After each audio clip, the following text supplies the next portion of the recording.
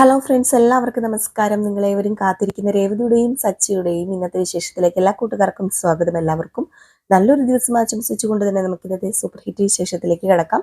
അതിനു മുമ്പായിട്ട് ആരെങ്കിലും നമ്മുടെ ഈ ചാനൽ ആദ്യമായിട്ട് കാണുന്നുണ്ടെങ്കിൽ ഇതുവരെ നിങ്ങൾ സബ്സ്ക്രൈബ് ഒന്നും ചെയ്ത് വെച്ചിട്ടില്ല എങ്കിൽ തീർച്ചയായിട്ടും ഒന്ന് സബ്സ്ക്രൈബ് ചെയ്ത് വെച്ചോളൂ. അതിനോടൊപ്പം മാക്സിമം എല്ലാവരും നമ്മുടെ വീഡിയോ ഇഷ്ടപ്പെടുകയാണെങ്കിൽ ഒരു ലൈക്ക് അടിച്ചിട്ടേ പോകാവുള്ളൂ. അപ്പോൾ നമുക്ക് നേരെ ഇന്നത്തെ വിശേഷത്തിലേക്ക് തന്നെ കിടക്കാം.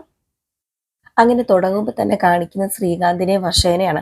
അങ്ങനെ നമ്മുടെ ശ്രീകാന്ത് പറയാ, മേലിൽ ഇനി എൻ്റെ കാര്യത്തിൽ നിന്റെ അമ്മയോട് ഇടപെടരുത് എന്ന് പറയണം. അങ്ങനെ ഇടപെട്ട് കഴിഞ്ഞാൽ ഇനി ഇതല്ലായിരിക്കും ഉണ്ടാകാൻ പോകുന്നത്. അതോടുകൂടി ഞാൻ ഈ ബന്ധം അങ്ങ് അവസാനിപ്പിക്കും എന്നൊക്കെ പറഞ്ഞിട്ട് അങ്ങ് മാറിപ്പോയിട്ടോ. വർഷ വല്ലാത്തൊരവസ്ഥയിലാണ്. ഈ സമയത്ത് പിന്നെ കാണിക്കുന്ന സീൻ എന്ന് പറഞ്ഞിട്ടുണ്ടെങ്കിൽ നമ്മുടെ മീരേനെയും ശ്രുതിനെയും. അങ്ങനെ മീരയും ശ്രുതിയും കൂടെ റോഡിൽ ഇങ്ങനെ പൊക്കോണ്ടിരിക്കുകയാണ് കേട്ടോ. അപ്പൊ നമ്മുടെ ശ്രുതിയുടെ കാര്യങ്ങളൊക്കെ ഇങ്ങനെ പറയുകയാണ്. ഇനിയിപ്പോ 14 ലക്ഷം രൂപ ഉണ്ടാക്കണം എന്നാ ചന്ദ്ര പറഞ്ഞിരിക്കുന്നത്. അതായത് ആന്റി പറഞ്ഞിരിക്കുന്നത്. എന്ത് ചെയ്യണമെന്നൊരു എത്തും പിടിയും കിട്ടുന്നില്ല മീരെ. 14 ലക്ഷം രൂപയൊക്കെ ഞാൻ എവിടെ പോയി ഉണ്ടാക്കാന്? ഇതെന്താ ഇങ്ങനെ?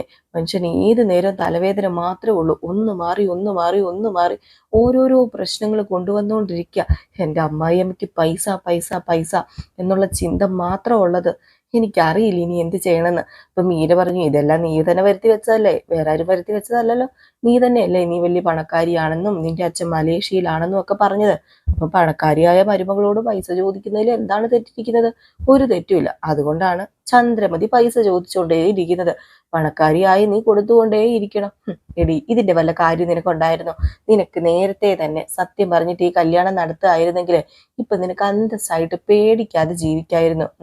അന്തസ്സായിട്ട് ജീവിക്കായിരുന്നു. ആര് പറഞ്ഞു അന്തസ്സായിട്ട് ജീവിക്കായിരുന്നെന്ന്? ഈ കല്യാണം നടക്കാൻ പോകുകയില്ലായിരുന്നു. ഈ കല്യാണം നടത്തിയത് തന്നെ ഉണ്ടല്ലോ, ഞാൻ ഈ കള്ളം പറഞ്ഞത് കൊണ്ട് തന്നെയാ. അല്ലെങ്കിൽ ഈ കല്യാണം നടക്കത്തില്ല. ഞാൻ ഇന്നും ഇങ്ങനെ നിന്നേനെ. അറിയാലോ എൻ്റെ അവസ്ഥ. ഞാനൊരു നല്ല കുടുംബത്തിൽ കയറി ചെല്ലാൻ വേണ്ടി ആഗ്രഹിച്ചു. അതുപോലൊക്കെ തന്നെ നടക്കുകയൊക്കെ ചെയ്തു. പക്ഷേ ഇപ്പം വേണ്ടായിരുന്നെന്ന് തോന്നുന്നുണ്ട്. കാരണം ഈ കള്ളമൊക്കെ പറഞ്ഞ് നീ പറഞ്ഞത് ശരിയാ. എത്ര നാള് മുന്നോട്ടേക്ക് പോകൂടി? അതാ എനിക്ക് മനസ്സിലാവാത്തത്. അപ്പൊ മീര പറഞ്ഞു, ഏതായാലും ഞാനൊരു കാര്യം പറയട്ടെ.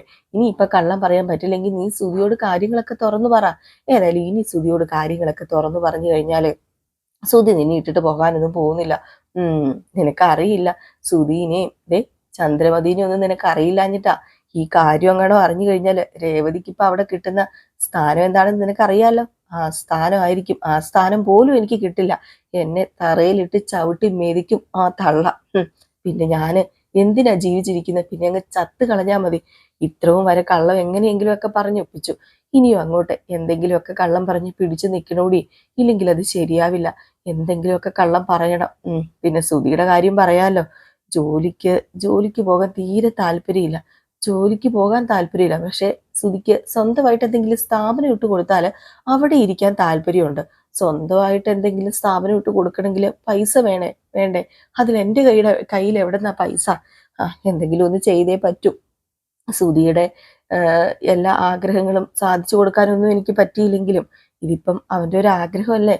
ആ ആഗ്രഹം ഞാൻ സാധിച്ചു കൊടുത്തില്ലെങ്കിലേ അതെങ്ങനെയാ ശരിയാവുന്നത്? അതുകൊണ്ട് അതെങ്ങനെയെങ്കിലും ഒക്കെ സാധിച്ചു കൊടുക്കണം. നിനക്ക് മാസം ആ PAക്ക് 50,000 രൂപ കൊടുക്കണം. നിനക്ക് എവിടേക്കാണ് ഇപ്പം പൈസ കൊടുക്കാനുള്ളത്? അതിൻ്റെ കൂടെ ഈ 14 ലക്ഷം രൂപ സിമ്പിളായിട്ട് ഉണ്ടാക്കാൻ പറ്റുമോ? പാർലർ പോലും ഇപ്പൊ നിന്റെ സ്വന്തമല്ല. പിന്നെ എങ്ങനെ നീ ഉണ്ടാക്കും? എനിക്കറിയില്ല. ഏതായാലും ഇപ്പൊ നീ ആ വിഷയമൊക്കെ അങ്ങ് വിട്, നമുക്ക് പോകാം. ഒരു ഓട്ടോ വരുന്നുണ്ട് എന്ന് പറഞ്ഞ് ഓട്ടോയ്ക്ക് കൈ കാണിക്കുകയാണ്. ഏതായാലും ആ ഓട്ടോയ്ക്കകത്ത് നമ്മുടെ സച്ചി ആയിരുന്നു കേട്ടോ. സച്ചിയുടെ ഓട്ടോയായിരുന്നു. അങ്ങനെ സച്ചി പെട്ടെന്ന് ഓട്ടോ അങ്ങ് നിർത്തി. അപ്പോഴേക്കും തന്നെ നമ്മുടെ മീര് പറഞ്ഞു, എടി ഇത് നിന്റെ ഹസ്ബൻഡിന്റെ ചേട്ടനല്ലേ? അപ്പൊ സച്ചി പറഞ്ഞു, ചേട്ടനോ? ആരുടെ ചേട്ടൻ? ഞാൻ ആരുടെയും ചേട്ടനൊന്നും അല്ല. ഞാനേ ഈ നിൽക്കുന്ന ശ്രുതിയുടെ ഹസ്ബൻഡിന്റെ അനിയനാ എന്നിങ്ങനെ പറഞ്ഞു. അപ്പോഴത്തേക്കും ആണെങ്കിൽ അനിയനാണെങ്കിലും ചേട്ടനാണെങ്കിലും ഇത് സച്ചിയല്ലേ? അതെ സച്ചിയാ. എന്താ പ്രശ്നം? അല്ല, നിങ്ങൾക്ക് എങ്ങോട്ടേക്കാ പോകേണ്ടത്? പോകാനാണോ? എങ്കില് കേറിക്കോ, കൊട്ടാക്കാം. അപ്പോഴേക്കും നമ്മുടെ മീര പറഞ്ഞു, കേറടി എന്ന് പറഞ്ഞു. അങ്ങനെ നമ്മുടെ ശ്രുതിയും കയറുവാണ്, മീരയും കയറുവാണ്. അങ്ങനെ ശ്രുതിയും മീരയും കയറി. നമ്മുടെ ശ്രുതിക്ക് ഭയങ്കര സംശയം കേട്ടോ. കാരണം ഒരു ഓട്ടോ ഓടിച്ചുകൊണ്ട് നമ്മുടെ സച്ചി എന്തിനു വരണം? ഇപ്പം എവിടെ പോയി നമ്മുടെ സച്ചിയുടെ ടാക്സി? ആ ഒരു ക്വസ്റ്റ്യൻസ് ഏതായാലും അവിടെ വരുമല്ലോ. അതുകൊണ്ട് തന്നെ നമ്മുടെ ശ്രുതി വല്ലാതെ അങ്ങ് പരിഭ്രമിച്ചാണ് ഓട്ടോയ്ക്കകത്ത് ഇരിക്കുന്നത്. ഈ പറയുന്ന സച്ചിക്ക് ഒരു ഇതും ഇല്ല കേട്ടോ. കാരണം സച്ചിക്ക് ഒരു കൂസലും ഇല്ല. സച്ചി ഓട്ടോ വിറ്റാലെന്താ, ടാക്സി വിറ്റാലെന്താ? ഇപ്പൊ ആർക്കാ ഇവിടെ പ്രശ്നം? ഏതായാലും പ്രശ്നമുള്ള ആൾക്കാർ ഇവിടെ ഉണ്ട്, വലിയ പ്രശ്നം തന്നെ ആക്കുകയാണ്.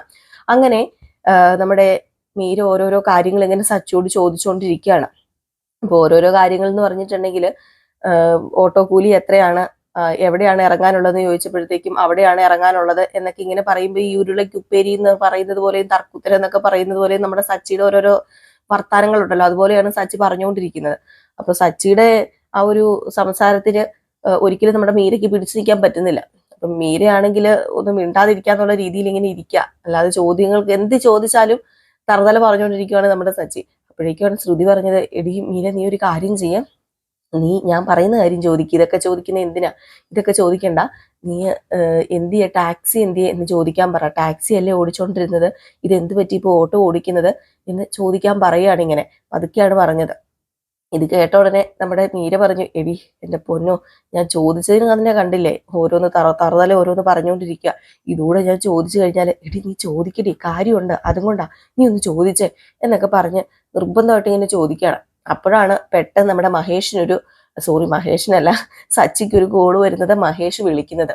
അങ്ങനെ മഹേഷ്, എടാ നീ എവിടെയാടാന്ന് ചോദിച്ചപ്പോഴത്തേക്കും, ആ വണ്ടിയോ, എടാ വണ്ടി, എന്ത് ചെയ്യാനാടാ, എന്റെ വണ്ടി ഉണ്ടല്ലോ, നമ്മുടെ സതീഷ് കൂട്ടുകാരനില്ലേ, അവന്റെ പെങ്ങടെ കല്യാണത്തിന് വേണ്ടി ഓട്ടം പോയേക്കുവന്നേ, ഇനിയിപ്പൊ എന്ത് ചെയ്യുന്നറിയില്ല, കുറേ ഓട്ടം വരുന്നുണ്ട്.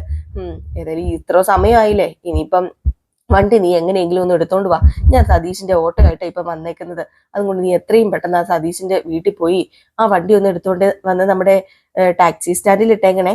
മഹേഷ്, ഇവനെന്തായി പറയുന്നത്, എടാ സച്ചി നിനക്ക് എന്താണ്, നിന്റെ ബോധം പോയോടാ, ഞാൻ പറയുന്നത് നിനക്ക് മനസ്സിലാവുന്നില്ലേ, എടാ സതീഷ് അവന്റെ വീട്ടില് അവന്റെ പെങ്ങടെ കല്യാണത്തിന്റെ കാര്യം നീ മറന്നുപോയോടാ, അവന്റെ പെങ്ങടെ കല്യാണത്തിന് വേണ്ടി വണ്ടി എടുത്തോണ്ട് പോയടാ, എടാ നിനക്ക് മനസ്സിലാവുന്നില്ലെന്നോ, എന്താടാ കേൾക്കുന്നില്ലേ? അപ്പോഴത്തേക്കാണ് നമ്മുടെ മഹേഷിന് ആരെങ്കിലും ഇവന്റെ കൂടെ കാണുമായിരിക്കും, ഇപ്പൊ മനസ്സിലായി സച്ചി, ഇപ്പൊ എല്ലാം മനസ്സിലായി, ഇപ്പൊ നിനക്ക് മനസ്സിലായല്ലോ, എങ്കിൽ പിന്നെ പെട്ടെന്ന് തന്നെ എത്രയും പെട്ടെന്ന് തന്നെ ടാക്സി എടുത്തോണ്ട് വന്ന് ടാക്സി സ്റ്റാൻഡിൽ കൊണ്ട് ഇട്ടേക്കണം, ഞാൻ ഈ ഓട്ടോ കൊണ്ടുപോയി അവന്റെ വീട്ടിൽ കൊടുത്തിട്ട് ഇപ്പം വരാം. ഇപ്പൊ നല്ല ഓട്ടം കിട്ടുന്നുണ്ടാ, കേറുന്നവരൊക്കെ VIP കളാ, മലേഷ്യയിലുള്ളവരുടെ മക്കളൊക്കെയാ വന്ന് എന്റെ വണ്ടി കയറുന്നത്, അപ്പൊ ഈ ഓട്ടോ പോരല്ലോ, ടാക്സി തന്നെ വേണമല്ലോ എന്നൊക്കെ പറഞ്ഞിട്ട്, എങ്കിൽ പിന്നെ ശരിടാ ഫോൺ കട്ട് ചെയ്തോന്ന് പറഞ്ഞ് ഫോണൊക്കെ കട്ട് ചെയ്തപ്പോഴത്തേക്കും നമ്മുടെ ശ്രുതിനെ കുത്തി പറഞ്ഞ അന്ന് നന്നായിട്ട് മനസ്സിലായിട്ടോ ശ്രുതിക്ക്. ഏതായാലും കുറച്ചു നേരം കഴിഞ്ഞപ്പോഴത്തേക്കും ഓട്ടോ ഇങ്ങനെ നീങ്ങി കുറച്ചു നേരം കഴിഞ്ഞപ്പോഴത്തേക്കും ശ്രുതി മീരോട് പറഞ്ഞു, ബ്യൂട്ടി പാർലറിന് അവിടെ നിർത്തണ്ട, കാരണം അവിടുത്തെ പേര് മാറിയില്ല, അപ്പൊ സച്ചി അത് അറിഞ്ഞാൽ മോശമല്ലേ, അതുകൊണ്ട് ബ്യൂട്ടി പാർലറിന് അവിടെ നിർത്തണ്ട, നമുക്ക് അതിന്റെ ഇപ്പുറത്തെ സ്റ്റോപ്പിൽ നിർത്താം, അത് നീ പറയാൻ പറഞ്ഞു. അപ്പോഴേക്കുമാണ് നമ്മുടെ മീര പറഞ്ഞത്, അത് പിന്നെ ബ്യൂട്ടി പാർലറിന്റെ അങ്ങോട്ട് പോകണ്ട, ഞങ്ങൾക്ക് ഇപ്പറേ ഇറങ്ങാനുള്ളത്, അവിടെ നിന്ന് കുറച്ച് സാധനമൊക്കെ പർച്ചേസ് ചെയ്യാനുണ്ടെന്ന് പറഞ്ഞു. അതെന്താ, ഏടത്തിയുടെ സ്വന്തം ബ്യൂട്ടി പാർലറിൽ കൊണ്ടുപോയി നിർത്തിയാല്, ഏടത്തിയുടെ സ്വന്തം ബ്യൂട്ടി പാർലർ അല്ലേ, എങ്കിൽ പിന്നെ അവിടെ കൊണ്ട് നിർത്താം എന്നിങ്ങനെ പറഞ്ഞപ്പോഴത്തേക്കും ഇങ്ങനെ ആക്കി ഇങ്ങനെ പറയുക. നമ്മുടെ സച്ചിക്ക് അറിയാലോ സ്വന്തം ബ്യൂട്ടി പാർലർ ഒന്നും അല്ല, ഇപ്പൊ അത് കണ്ടവന്റെ ബ്യൂട്ടി പാർലർ ആണ്, വെറുതെ ആണ് എന്നെല്ലാം സച്ചിക്ക് അറിയാം. പക്ഷെ നമ്മുടെ രവീന്ദ്രൻ പറയണ്ട എന്ന് പറഞ്ഞത് കൊണ്ട് മാത്രമാണ് പറയാതിരിക്കുന്നത്. അങ്ങനെ എന്ത് ചെയ്തു, ആ ഒരു ബ്യൂട്ടി പാർലറിന്റെ ഇപ്പറേ തന്നെ ഇറക്കി വിട്ടു നമ്മുടെ സച്ചി. ഇറങ്ങി ഇവരൊക്കെ പോയി കഴിഞ്ഞപ്പോ സച്ചി പറഞ്ഞു, അവിടെ നിൽക്കുക, എങ്ങോട്ടാ ഈ പോകുന്നത്, വണ്ടിക്കൂലി തന്നില്ലെന്ന് പറഞ്ഞു. അപ്പോഴാണ് മീര പറഞ്ഞത്, എന്താടോ തന്റെ വീട്ടിൽ ഒരാളെ ഇങ്ങനെ കൊണ്ടുവന്ന് ഡ്രോപ്പ് ചെയ്യുമ്പോ എന്തിനാ ഈ വണ്ടിക്കൂലി മേടിക്കുന്നത്, തന്റെ വീട്ടിലൊരു അംഗമല്ലേ, എന്റെ വീട്ടിലെ അംഗമല്ല, അംഗം, ഇനിയിപ്പൊ അതാ നടക്കാൻ പോകുന്നത്. ഞാനൊരു കാര്യം പറയാം, എനിക്ക് പൈസ കിട്ടിയിരിക്കണം, ആരാണെങ്കിലും എനിക്ക് എന്റെ ഓട്ടത്തിന്റെ പൈസ കിട്ടിയിരിക്കണം, അത് കുടുംബക്കാരുമായിട്ട് യാതൊരു ബന്ധമില്ലാത്ത കഥയൊക്കെ തന്നെയാ, അതുകൊണ്ട് പൈസയുടെ പെട്രോളോ ഡീസലോ ഒന്നും ഇല്ലാതെ ഈ വണ്ടിയൊന്നും അങ്ങോട്ടേക്ക് മുന്നോട്ട് പോകത്തില്ല, അത് ബന്ധുവാണ് എന്ന് പറഞ്ഞാലും ഈ വണ്ടി തന്നെ ഓടുവോ, ഇല്ലല്ലോ, അപ്പൊ പിന്നെ പെട്രോളിനും ഡീസലിനും പൈസ കൊടുക്കണം, അതുകൊണ്ട് ഇങ്ങോട്ടെന്ന് പറഞ്ഞു. അങ്ങനെ നമ്മുടെ മീര ഇന്നാ പിടിക്ക് എന്ന് പറഞ്ഞു കൊടുത്തു. അപ്പോഴത്തേക്ക് മീരയും ശ്രുതി അങ്ങ് പോയി. പെട്ടെന്ന് വണ്ടി തിരിച്ചപ്പോഴത്തേക്കുമാണ് അവിടെ ഒരു ചേട്ടൻ നിന്നത്, നമ്മുടെ സച്ചിയുടെ പരിചയക്കാരൻ തന്നെയാണ് കേട്ടോ. അപ്പൊ സച്ചിയുടെ പരിചയക്കാരനായതുകൊണ്ട് പെട്ടെന്ന് ആ ചേട്ടൻ, ഇതെന്താ സച്ചി ഇവിടെ, നീ ഇപ്പം ഓട്ടോയല്ലേ ഓടിക്കുന്നത്, കഷ്ടമുണ്ട് മോനെ, ഞാൻ അറിഞ്ഞായിരുന്നു, അല്ല ടാക്സി ഓടിച്ചോണ്ട് നടന്ന ചെറുക്കൻ ഇപ്പം എന്തേ ഓട്ടോ ഓടിക്കേണ്ട അവസ്ഥയാ. ഇത് പറഞ്ഞപ്പോഴത്തേക്ക് നമ്മുടെ സച്ചു പറഞ്ഞു, അതിനിപ്പോ എന്താ ചേട്ടാ, ടാക്സി ഓടിച്ചാലും ഓട്ടോ ഓടിച്ചാലും ഞാൻ ഡ്രൈവർ തന്നെയാ, ടാക്സി ഓടിക്കുന്നത് പോലെ തന്നെ എനിക്ക് ഇതിലും സമ്പാദിക്കാൻ പറ്റും, അതുകൊണ്ട് എനിക്ക് വലിയ പ്രശ്നമില്ല, നമ്മൾ കഷ്ടപ്പെടാതെ നമുക്ക് പൈസ കിട്ടൂല്ലോ. പിന്നെ എന്താ ഇത്ര പ്രശ്നം ഇരിക്കുന്നത്, ആർക്കെങ്കിലും പ്രശ്നമുണ്ടോ, ഇല്ലല്ലോ. പൈസക്ക് കുറച്ച് ടൈറ്റ് വന്നപ്പോ ഇതങ്ങ് വിറ്റു. അത്രയല്ലേ ഉള്ളൂ. ഇനിയിപ്പോ എന്നേലും നമുക്ക് മേടിക്കാമല്ലോ, എന്നേലും മേടിക്കാം, അല്ലാതെ ഇപ്പൊ എന്ത് ചെയ്യാനാ? ഏതായാലും ഇപ്പൊ ഈ ഓട്ടോയും കൊണ്ട് എനിക്ക് യാതൊരു പ്രശ്നമില്ല. ഈ ഓട്ടോനെ കടിച്ച് തിന്നാനൊന്നും വരില്ലല്ലോ. അയ്യോ ടാക്സി അല്ല, സച്ചി ഓട്ടോയാണ് ഓടിക്കുന്നത് എന്ന് പറഞ്ഞുകൊണ്ട് പിന്നെ പിന്നെ എന്താ പ്രശ്നം? ഒരു പ്രശ്നവും ഇല്ല. എങ്കിൽ പിന്നെ ചേട്ടാ ശരി, ഞാൻ പോവേട്ടാ എന്ന് പറഞ്ഞുകൊണ്ട് നമ്മുടെ സച്ചി അങ്ങ് പോയതും അവിടെ നിന്ന് ശ്രുതിയും മീരയും ഇത് ഫുള്ളും കേൾക്കാണ് കേട്ടോ. അങ്ങനെ ശ്രുതിയും മീരയും ഇത് ഫുള്ളും കേൾക്കുകയും ചെയ്തു. അങ്ങനെ നമ്മുടെ മീരയും ശ്രുതിയും ഇങ്ങനെ മാറിക്കഴിഞ്ഞപ്പോഴത്തേക്കും ശ്രുതി പറഞ്ഞു, കണ്ടോടി, അപ്പൊ ആ ഓട്ടോ അവന്റെ അല്ല, അപ്പൊ അവൻ നമ്മളെ പറ്റിച്ചതല്ലേ, ഇതിന്റെ പിന്നിൽ എന്തൊക്കെയോ കള്ളക്കളികളുണ്ട്. ഇത് എനിക്ക് കിട്ടിയ അവസരമാ, ഇത് ഞാൻ പാഴാക്കില്ല. കാരണം അവൻ ഓരോന്ന് പറഞ്ഞ് എന്നെയും ശ്രുതിയെയും എത്ര മാത്രം അപമാനിച്ചിട്ടുണ്ടെന്നോ, കളിയാക്കിയിട്ടുണ്ടെന്നോ, ഓരോന്ന് പറഞ്ഞ് ശ്രുതിയുടെ തോലി ഉരിച്ചു കളയും അവൻ എല്ലാ ദിവസവും. അവനപ്പൊ കള്ളത്തരം ചെയ്യാം, ബാക്കിയുള്ളവർക്ക് കള്ളത്തരം ചെയ്യത്തില്ല. നീ എന്താടി ഈ പറയുന്നത്? എടി അവനുണ്ടല്ലോ ഇപ്പൊ ഓട്ടോ അല്ലേ ഓടിക്കുന്നത്, അവന്റെ ടാക്സി വിറ്റെന്നല്ലേ പറഞ്ഞത്. അതെ, വീട്ടിൽ വലിയൊരു ഭൂകമ്പം തന്നെ സൃഷ്ടിക്കും ഇത് അറിഞ്ഞു കഴിഞ്ഞിട്ടുണ്ടെങ്കിൽ. അതുകൊണ്ട് ഈ വിവരം പറയണം. അവനെ നാണം കെടുത്താൻ പറ്റിയ ഓരോ അവസരവും ഞാൻ പാഴാക്കില്ല. കാരണം അവൻ എൻ്റെ ഓരോരോ കാര്യങ്ങളും ചികഞ്ഞ് അന്വേഷിച്ചുകൊണ്ടിരിക്കുക. അതിനു മുമ്പ് തന്നെ അവൻ ഒരു കടി ഞാൻ ഇടണം. അതിന് പറ്റിയ സമയമാടി. നീ ഒരു കാര്യം ചെയ്യ, ബ്യൂട്ടി പാർലറിൽ പൊക്കോ. നീ ഇപ്പൊ ഓഫീസിൽ പോകുന്നില്ലല്ലോ, നേരെ ബ്യൂട്ടി പാർലറിലേക്ക് വിട്ടോ. ഞാന് വീട് വരെ പോയി ഈ വക കാര്യങ്ങളൊക്കെ ഒന്ന് പറഞ്ഞ് എല്ലാം ഒന്ന് കോളവാക്കിയിട്ട് വരാം എന്നും പറഞ്ഞ് നമ്മുടെ ശ്രുതി നേരെ വീട്ടിലേക്ക് ചെല്ലുകയാണ്. അങ്ങനെ നമ്മുടെ ശ്രുതി വീട്ടിലേക്ക് ചെന്നതും അവിടെ ശ്രുതിയുണ്ട്. ശ്രുതിക്ക് ജോലിയും വേലയും കൂലിയൊന്നും ഇല്ലല്ലോ. പുള്ളിക്കാരന് എന്തൊക്കെയോ കണക്കും കാര്യങ്ങളും ഒക്കെ ഇങ്ങനെ കുത്തിക്കുറിച്ചപ്പോഴത്തേക്കും ശ്രുതി ചോദിച്ചു, ഇതെന്താ ശ്രുതി എന്തോ കണക്കൊക്കെ എഴുതുന്നത്? നീ ഇത്ര പെട്ടെന്ന് വന്നോ? ബ്യൂട്ടി പാർലറിൽ പോയില്ലേ? അത് പിന്നെ ഞാൻ ബ്യൂട്ടി പാർലറിൽ പോയി, ഇപ്പൊ എനിക്ക് ഭയങ്കര ടയേർഡായിരുന്നു, അതുകൊണ്ട് ഞാനിപ്പോ ഒന്ന് ചുമ്മാ കിടക്കാൻ വേണ്ടി വന്നതാ. ഓ ആണോ? ഞാനേ വേറൊന്നുമല്ല, ഡോളറും നമ്മുടെ ലണ്ടൻ കറൻസിയും അതൊക്കെ തമ്മിലുള്ള വ്യത്യാസം എന്താണെന്ന് നോക്കുക. ഡോളർ ആടുന്നെങ്കിൽ കുറച്ച് പൈസ കൂടുതൽ കിട്ടിയാനേ, ഈ ലണ്ടൻ കറൻസിക്ക് ഭയങ്കരമായിട്ട് മൂല്യങ്ങളൊന്നും ഇല്ലെന്നേ. എന്ത് ചെയ്യാനാ? സാരമില്ല, പിന്നെ ഇന്ത്യയിലേക്കാളും കുറച്ചും കൂടെ കുഴപ്പമില്ല, ബെറ്റർ ആണ്, നമുക്ക് അഡ്ജസ്റ്റ് ചെയ്യാം. ഏതായാലും ഒരു കാര്യം ചെയ്യണം, എല്ലാം ഒന്ന് കമ്പയർ ചെയ്ത് നോക്കണം. എൻ്റെ ശ്രുതിക്ക് ഇനി ജോലി ഒന്നും കിട്ടിയില്ലല്ലോ, ജോലി കിട്ടിയിട്ട് പോരെ? ജോലി കിട്ടൂല്ലോ, ഈ 14 ലക്ഷം രൂപ കെട്ടി വെച്ചിട്ടുണ്ടേലേ ജോലി ഉറപ്പായിട്ടും കിട്ടും. ആ 14 ലക്ഷം രൂപ നീ തരാന്ന് പറഞ്ഞിട്ടുണ്ടല്ലോ, പിന്നെ എന്താ പ്രശ്നം ഇരിക്കുന്നത്? എപ്പോ പറഞ്ഞു? ഞാൻ പറഞ്ഞിട്ടൊന്നുമില്ലല്ലോ. അല്ല, നിന്റെ അച്ഛൻ വിചാരിച്ചു കഴിഞ്ഞാൽ 14 ലക്ഷം അല്ലല്ലോ, 50 ലക്ഷം വരെ അങ്ങ് കിട്ടൂലോ. എന്റെ പൊന്നു ശ്രുതി, ഇപ്പൊ എനിക്ക് തലവേദനയായിട്ടിരിക്കുക. ദേവി ഈ കണക്കൊന്നും ഇപ്പൊ പറയരുത്. അതിനേക്കാളും വലിയൊരു കാര്യമായിട്ടാണ് ഞാൻ വന്നിരിക്കുന്നത്. ഈ വീട്ടിലൊരു ഭൂകമ്പം തന്നെ ഉണ്ടാക്കാൻ പറ്റും. അയ്യോ, ഈ വീട്ടിൽ ഭൂകമ്പം ഉണ്ടാക്കാനോ? എന്താ നീ പറയുന്നത്? അതേ, നമ്മൾ ഓരോ ദിവസവും ഇവിടെ ആരാ നാണം കെടുത്തിക്കൊണ്ടിരിക്കുന്നത്? ശ്രുതിയുടെ അനിയൻ സച്ചിയല്ലേ? അതെ, അതിനിപ്പോ എന്താ പ്രശ്നം? അതെ, അവന് ഓട്ടോ ഓടിച്ചെന്ന്. എന്താ ശ്രുതി പറയുന്നത്? അവൻ ഓട്ടോയും കാറും അവൻ ബൈക്കും അവൻ വേണമെങ്കിൽ പ്ലെയിൻ വരെ ഓടിക്കും. അവനെ ഈ ഡ്രൈവിങ് ഭയങ്കര ഇഷ്ടമാ. എന്റെ പൊന്നു ശ്രുതി, ഞാൻ അതല്ല ഉദ്ദേശിച്ചത്. അവന് ഇപ്പൊ ഓട്ടോയാ ഓടിക്കുന്നത്. അവനിപ്പം ടാക്സി ഇല്ല. ആ ടാക്സി അവൻ എന്ത് ചെയ്തെന്നറിയാമോ? അതുകൊണ്ട് വിറ്റു. ഇത് നമുക്ക് ഇവിടെ അമ്മയോട് പറയണം. അമ്മയോട് പറഞ്ഞു കഴിഞ്ഞാല് അത് വലിയ പ്രശ്നമാക്കി തീർക്കും. നമ്മളെ ഓരോ ദിവസം നാണം കെടുത്തിയ സച്ചിനെ നാണം കെടുത്താൻ പറ്റിയ അവസരം നമ്മൾ പാഴാക്കി കളയണോ? ഓ ഓ ഓ ഓ ശരിയാണല്ലോ അല്ലെ? എങ്കിലും ഇതേക്കുന്നു തോന്നുന്നില്ല. കാരണം അവന്റെ ടാക്സി അവൻ വിറ്റു, അതല്ലേ അവൻ പറയാൻ പോകുന്നത്. എന്റെ ടാക്സി വിറ്റതിന് നിങ്ങൾ എന്തിനാ എന്നെ ചോദ്യം ചെയ്യുന്നതെന്ന് ചോദിക്കും. അതിനിപ്പം എന്ത് ചെയ്യാനാ? അവന്റെ സ്വഭാവം നിനക്ക് അറിയില്ലേ ശ്രുതി? എനിക്ക് അവന്റെ സ്വഭാവം നന്നായിട്ട് അറിയാം.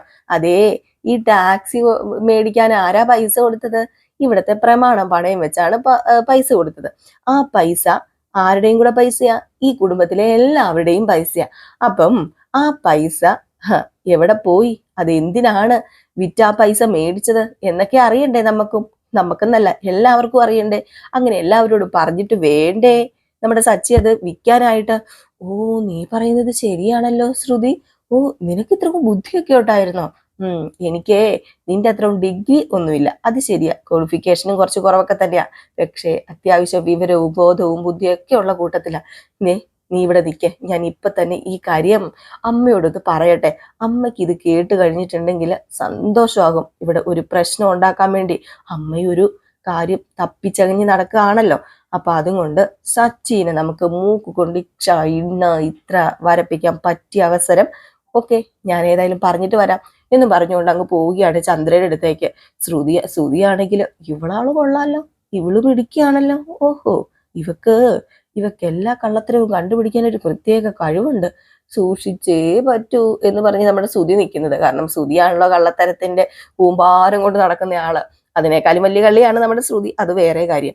അങ്ങനെ ചന്ദ്രയുടെ അടുത്ത് നേരെ ചെല്ലുകയാണ്. അപ്പൊ ചന്ദ്ര ശ്രുതിനെ കണ്ട ഉടനെ തന്നെ മോളെ മോളുടെ അച്ഛനെ വിളിച്ചായിരുന്നോ, പൈസയുടെ കാര്യം പറഞ്ഞായിരുന്നോ, അല്ല ഉടനെ തന്നെ പൈസ ഇടുവോ എന്നിങ്ങനെ ചോദിച്ചപ്പോഴത്തേക്കും അത് പിന്നെ ഞാൻ അച്ഛനെ വിളിച്ചായിരുന്നു, പൈസയുടെ കാര്യമൊക്കെ പറഞ്ഞിട്ടുണ്ട്, ഇപ്പൊ അതൊന്നും അല്ലമ്മേ, ഇപ്പൊ വേറൊരു കാര്യം പറയാനാ ഞാൻ വന്നത്. വേറൊരു കാര്യമോ, എന്ത് കാര്യം? അത് പിന്നെ സച്ചിയുടെ കാര്യമോ. സച്ചിയുടെ എന്ത് കാര്യം മൂക്ക് പറയാനുള്ളത്? സച്ചിയുടെ എന്ത് കാര്യമാണെന്നോ, അതെ സച്ചി ടാക്സി വിറ്റെന്നോ? നന്നായി പോയി, അവൻ ടാക്സി വിൽക്കട്ടെ. അങ്ങനെ വിറ്റ് കഴിഞ്ഞിട്ടുണ്ടെങ്കിൽ അവൻ ഇനി സുധീനെ കളിയാക്കാൻ പറ്റത്തില്ലല്ലോ, അവനും ജോലിയില്ലല്ലോ. അല്ല അവനിപ്പോ ഒരു ഓട്ടോയാ ഓടിക്കുന്നത്. എന്താ മോളെ ഞാൻ ഈ കേൾക്കുന്നത്, അവൻ ഓട്ടോയോ ഓടിക്കുന്നതെന്നോ? കൊള്ളാം, ഇനിയിപ്പം അവന്റെ ടാക്സി വിറ്റെങ്കിലും അവൻ ഓട്ടോ ഓടിച്ചാലും നമുക്കെന്താ കുഴപ്പമിരിക്കുന്നത്? അവനങ്ങനെ ഓട്ടോ ഓടിക്കട്ടെ, വലിയ ടാക്സി ഡ്രൈവറാന്ന് പറഞ്ഞ് നടക്കുകയല്ലായിരുന്നോ? അയ്യോ ആന്റിക്ക് ഞാൻ പറയുന്ന കാര്യങ്ങളൊന്നും അങ്ങോട്ട് മനസ്സിലാവുന്നില്ലെന്ന് തോന്നുന്നു. അല്ല മോള് പറഞ്ഞൊക്കെ എനിക്ക് മനസ്സിലായി. അല്ല ആന്റി, ആന്റി ഒരു കാര്യം ഓർക്കണം, ഈ പറയുന്ന സച്ചി എങ്ങനെയാ ടാക്സി മേടിച്ചത്? ആന്റിയും സത്യം പറഞ്ഞ ശ്രുതിയെ പോലെ തന്നെയാണ് കേട്ടോ. ശ്രുതി ഇങ്ങനെയാകാൻ കാരണം ആന്റി തന്നെയാ. കാരണം ആന്റിയുടെ അതേ മൈൻഡാ ശ്രുതിക്ക്. അതെന്താ മോളെ അങ്ങനെ പറഞ്ഞത്? അതാ ഞാൻ പറഞ്ഞത്. ഞാൻ ഈ കാര്യം പറഞ്ഞപ്പോഴും ശ്രുതി ഇത് തന്നെ എന്നോട് പറഞ്ഞത്, ആന്റി പറഞ്ഞ അതേ കാര്യം. അതിനിപ്പോ എന്താ പ്രശ്നം? സച്ചി ഓട്ടോ ഓടിച്ചാൽ എന്താ, ടാക്സി ഓടിച്ചാൽ എന്താ? അത് പ്രശ്നമുണ്ട് ആന്റി ഈ ടാക്സി മേടിച്ചതേ ഇവിടുത്തെ പ്രമാണം കൊണ്ട് പണയം വെച്ചാ. ഇവിടുത്തെ പ്രമാണം ആന്റി കൊണ്ട് പണയം വെച്ചപ്പം സച്ചി എന്തുമാത്രം പ്രശ്നം ഉണ്ടാക്കി. ഇതിപ്പം പ്രമാണം പണയം വെക്കുന്ന പോലെ തന്നെയല്ലേ? പ്രമാണം പണയം വെച്ച പൈസ എടുത്തോണ്ട് ആരോടും പറയാതെ പോയി കാറ് മേടിച്ചു, അല്ല കാറല്ല ഓട്ടോ മേടിച്ചു, കാറ് വിറ്റു. ഇതിനിടയിൽ ബാക്കി പൈസ എന്ത് ചെയ്തു സച്ചി? അത് ചോദ്യം ചെയ്യണ്ടേ? ഓ മോള് പറഞ്ഞത് ശരിയാണല്ലോ എന്നും പറഞ്ഞോണ്ട് അങ്ങോട്ട് നമ്മുടെ ചന്ദ്ര അങ്ങ് തുടങ്ങിയില്ലേ. ഏതായാലും കേട്ട പാതി കേൾക്കാത്ത പാതി എന്ത് ചെയ്തു, രവീന്ദ്രനോട് ചെന്ന കാര്യങ്ങളൊക്കെ നമ്മുടെ ചന്ദ്രമതി അങ്ങോട്ട് പറഞ്ഞു കേട്ടോ. ഇത് കേട്ട് കഴിഞ്ഞപ്പോഴത്തേക്കും നമ്മുടെ രവീന്ദ്രൻ അങ്ങ് വിശ്വസിക്കാൻ പറ്റുന്നൊന്നുമില്ല. കാരണം ചന്ദ്രമതി പറഞ്ഞത് കൊണ്ട് എത്രത്തോളം സത്യമുണ്ടെന്നും അറിയത്തില്ല. ഇത് സച്ചിന്റെ വായിൽ നിന്ന് തന്നെ കേൾക്കുന്നതാണല്ലോ അതിൻ്റെതായ ഒരു ഇത്. അതുകൊണ്ട് നീ ഇപ്പൊ കിടന്ന് ചാടാതെ ചന്ദ്രൻ, ഇതെന്താന്ന് ഞാനൊന്ന് അവൻ വരട്ടെ അവനോട് ചോദിക്കാമെന്നൊക്കെ പറഞ്ഞ് നമ്മുടെ ചന്ദ്രമതിനെ എങ്ങനെയെങ്കിലും രവീന്ദ്രൻ അങ്ങ് ഒതുക്കുകയാണ്. എന്നാലും വീണ്ടും കിടന്ന് അതും ഇതും ഒക്കെ പറഞ്ഞ് അലറുന്നുണ്ട്. ഈ സമയത്ത് നമ്മുടെ രേവതി പൂ മേടിക്കാൻ വേണ്ടി പൂ മാർക്കറ്റിലേക്ക് പോയി. അവിടെ ചെല്ലുമ്പോൾ നമ്മുടെ രേവതി കാണുന്ന കാഴ്ച എന്ന് പറഞ്ഞിട്ടുണ്ടെങ്കിൽ സച്ചിനെയാണ് കേട്ടോ. അങ്ങനെ നമ്മുടെ രേവതി യാദർശികമായിട്ട് സച്ചി ഓട്ടോ ഓടിക്കുന്നത് കാണുകയാണ്. ഏകദേശം ആ ഒരു ഭാഗമൊക്കെയാണ് നമ്മൾ ഇന്നത്തെ ഈ ഒരു കഥയിലെ അവസാന ഭാഗമായിട്ട് കാണുന്നത്. അപ്പൊ എല്ലാവരും കാത്തിരിക്കുക, ഇനി എന്തൊക്കെയാണ് സംഭവിക്കാൻ പോകുന്നത് നമുക്ക് കാത്തിരുന്ന് തന്നെ കാണാം. അപ്പൊ എല്ലാവരും കാത്തിരിക്കുക അടുത്ത വിശേഷത്തിനായിട്ട്. അടുത്ത വിശേഷവുമായി എത്രയും പെട്ടെന്ന് കാണാം. നയനിയുടെയും ആദർശിന്റെയും കഥയാണ് ഇപ്പൊ തന്നെ നമ്മൾ പോസ്റ്റ് ചെയ്യും കേട്ടോ. അപ്പൊ എല്ലാവർക്കും വീണ്ടും നല്ലൊരു ദിവസം ആശംസിച്ചുകൊണ്ട് നിർത്തുന്നു. Tata, bye bye.